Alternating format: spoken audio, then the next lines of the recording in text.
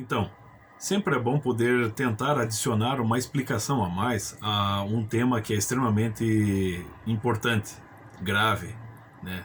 Sério, espinhoso, como diria o professor Olavo, que é o caso da pedofilia e do aborto.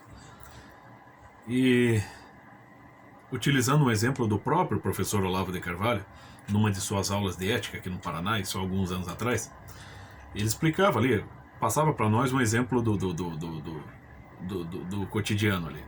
Antes de dormir, ele decidiu ligar a TV, uma noite, e estava passando, por coincidência, o programa do Otávio Mesquita. Ele pensou, bom, vou assistir isso aqui para ver o que é. Ele falou, daí então ele nos disse assim, aspas, 5 minutos de programa do Otávio Mesquita e você já leva um murro na boca do estômago.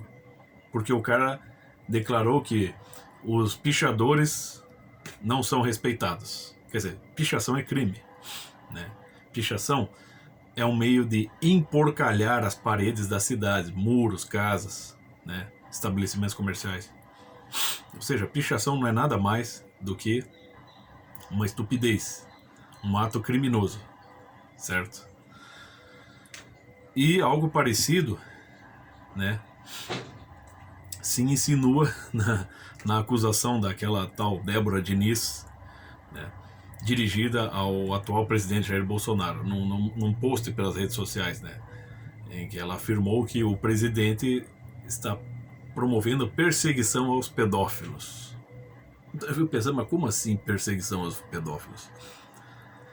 É o pedófilo que persegue, né, suas vítimas, que geralmente, né, geralmente não, em 100% dos casos, são indefesas. É por isso que ele é um pedófilo. Mas, por exemplo, essa confusão, ela é tão evidente, mas, de fato, pensando bem, né, meditando um pouquinho, é possível vamos dizer, refletir sobre um outro ponto. Como é que pessoas que defendem o aborto ou a pedofilia não se dão conta, né, da sua flagrante contradição e dos crimes que estão defendendo. Por exemplo, no caso do aborto, uma mulher é abusada sexualmente e disso resulta uma gravidez. Onde está o ato? Onde está o crime? O crime está na violência sexual praticada em cima da mulher. Agora, a concepção, a junção do espermatozoide com o óvulo, não é um crime, não é parte do crime, é simplesmente um processo natural. Ele pode ser resultante, por exemplo, o sexo, seja o ato sexual, a relação sexual, seja ela voluntária ou involuntária, ela pode resultar em gravidez. Então, todo o processo biológico natural, ele não é um crime, ele é só uma consequência. A vida flui. Mas agora o que se pune é o ato. O que se pune, assim, o homem é levado à prisão, à punição, à cadeia, por ter forçado uma mulher, né, a ter relações amorosas com ele. Ele não pode ser punido por ter engravidado uma mulher, porque isso é só uma consequência natural da coisa. É só o fluir natural da vida.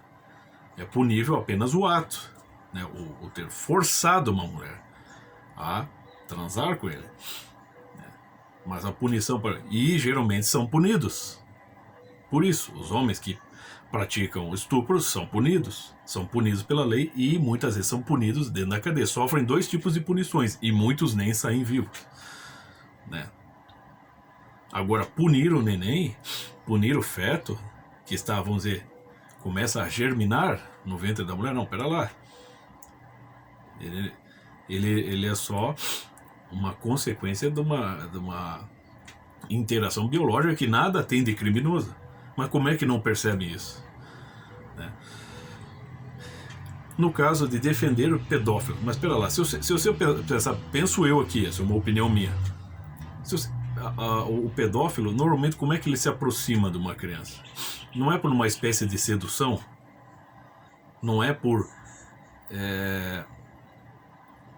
vamos dizer assim, artifícios que ele elabora para tentar se aproximar, para tentar, muitas vezes até, dependendo da situação, se for via redes sociais, se for via chat, ele não tenta se passar por uma outra criança para tentar atrair uma criança até ele. Então não é uma espécie de sedução, não é um, vamos dizer assim, a pedofilia não é uma espécie de estupro delicado, educado. Não é mais ou menos isso? Porque a intenção de um pedófilo é abusar. Geralmente a intenção do pedófilo é abusar de crianças. E quanto mais nova, para ele, até mais deliciosa. Então, se a intenção é justamente abusar, né, seduzi-la para depois se aproveitar dela, não se trata também de um estupro, mas um estupro que é, vamos dizer assim, que é praticado de uma maneira assim, vamos dizer assim, educada, delicada, mas é um estupro, é um abuso. É a mesma coisa. Então, por um lado, você tem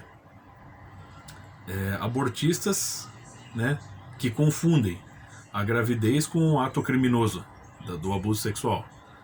E temos uma débil mental, que é essa Débora Diniz, certamente essa mulher é uma débil mental, que defende um estupro, mas um estupro disfarçado, que é a pedofilia, né? Penso eu. Porque a pedofilia, no fim das contas, é um abuso que se pratica, só que se faz de um modo repleto de estratégias, de delicadezas, de seduções. É a mesma coisa, no fim das contas. Então você tem defensoras do aborto e defensoras do estupro, mas do estupro maquiado. Né? Então é claro que eu acredito que até o pessoal aí da oposição, o pessoal da esquerda, ou até o pessoal que tem alguma simpatia por isso, tipo Luiz Motti, até esse pessoal deve ter olhado pro post dessa mulher, dessa débil mental, e, meu Deus do céu, essa mulher não raciocina, meu. Não é possível que uma pessoa dessa possa ser diagnosticada como sã. Essa mulher devia estar num sanatório aí falando com as paredes. Porque não é possível. É claro, todos nós, ninguém é completamente são, mas isso aí já é demais, gente. A pessoa chegar a esse ponto, a explicitar, né, vamos dizer, sei lá, talvez num ato falho, o que vai aqui dentro, como diria Jesus, né, em Mateus, nos evangelhos, né, a boca fala do que o coração está cheio, que essa pessoa está explicitando já, né, o desejo, a fantasia, a tendência perversa dela já não esconde mais. E ainda tem gente acreditando que isso é liberdade de expressão. Isso não é liberdade de expressão, isso é apologia ao crime. E a apologia é uma espécie de aborto. Portanto, Débora Diniz, né, vá procurar um psiquiatra, vá procurar um sanatório, né, porque o seu caso é clínico.